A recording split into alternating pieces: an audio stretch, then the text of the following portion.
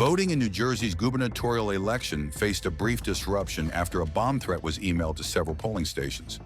The threat, sent Tuesday morning, targeted polling sites across 7 counties, forcing officials to temporarily reroute voters, as per reports.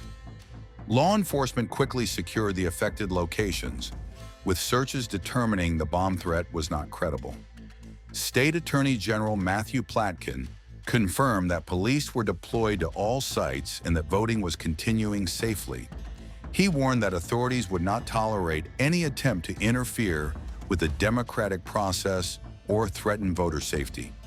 The affected counties included Bergen, Essex, Mercer, Middlesex, Monmouth, Ocean, and Passaic. New Jersey Lieutenant Governor Tahesha said that all polling stations were cleared and reopened, ensuring a smooth continuation of voting.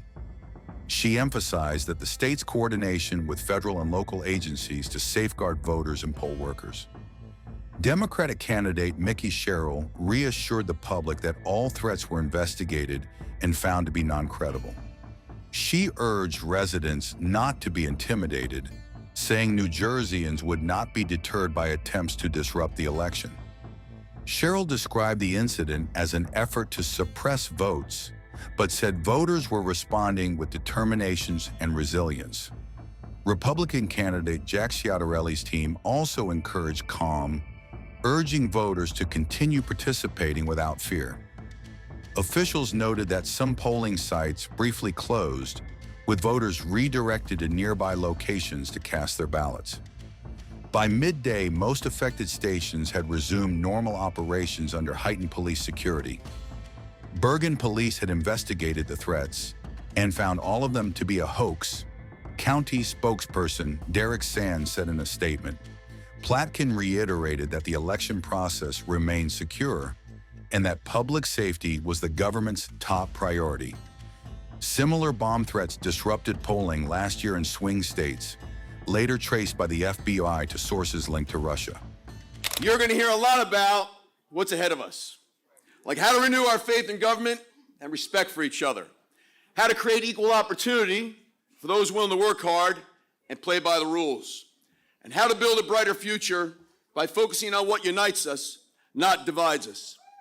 But first, I want to take you on a little trip back to November 2021. New Jersey Republicans had just picked up 7 seats in the state legislature and piled up hundreds of victories in counties and towns all across this state, from Cumberland to Passaic counties, from Winslow to Maywood townships.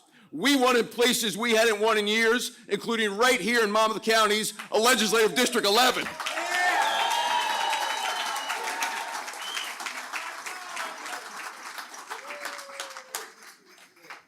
We were united, energized, and on the rise, up and down the ballot. New Jersey Republicans had their best night in 30 years. Across the country, political talking heads were wondering how in the hell a guy with a last name most people couldn't pronounce defied the polls, the predictions, and the pundits. How in the hell did we nearly knock off an incumbent governor in a state where Democrats outnumber Republicans by 1 million? In all 21 counties and 564 towns, we almost pulled it off because of people like you, people who so desperately wanted change and believed I could deliver it, people who care about their communities, our state, our country, and the future, people who want to empower parents and improve education for our children, and people who want to revitalize our cities, keep our neighborhoods safe, people who want to secure the border and ban sanctuary cities and us becoming a sanctuary state.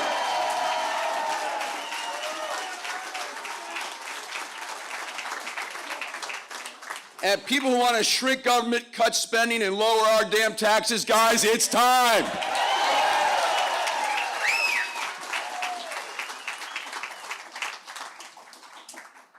It's time for bold, competent, serious leadership.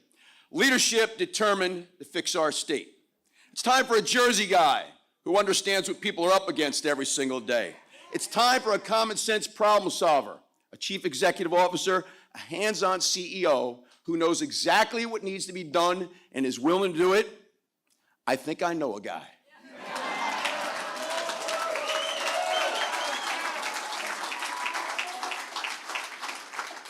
Friends, I very humbly, but with unwavering determination and boundless energy, declare my candidacy to be your next governor.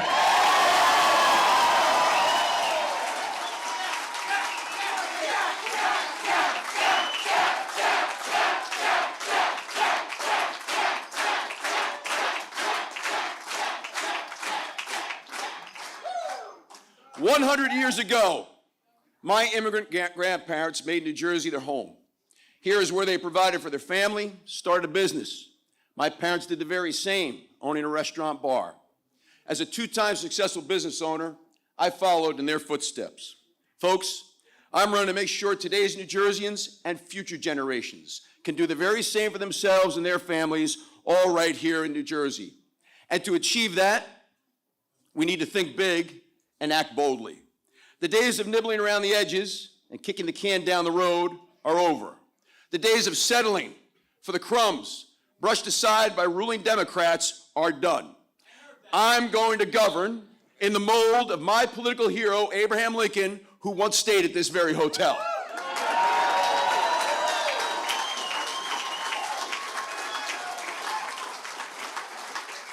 For the non-history buffs, let me put it in modern day terms. We're going big and change is coming.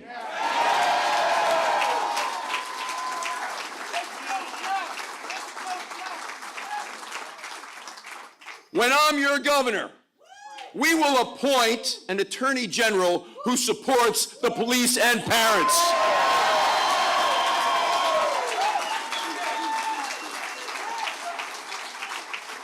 We will cap property taxes at 1% of the assessed value of your home, cutting the average property tax bill in half, and we will freeze property taxes for anyone age 70 and older.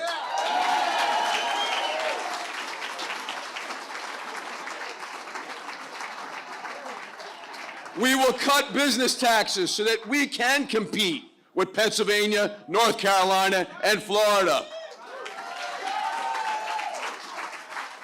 We will reduce the size and cost of state government to pay for these tax cuts, and in so doing, finally break Trenton's addiction to spending and debt.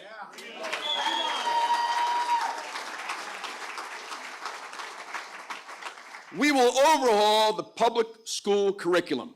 We will do that by respecting the role of parents, ensuring age-appropriate lessons, focusing on basic skills, and providing more vocational training opportunities, because not all kids want or need to go to college.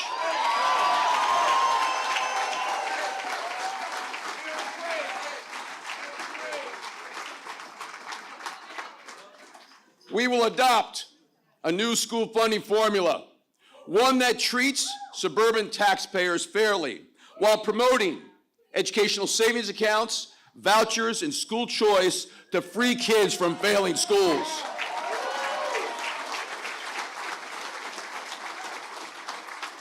Last but not least, I'm going to fight like hell for a constitutional amendment on term limits for state legislators.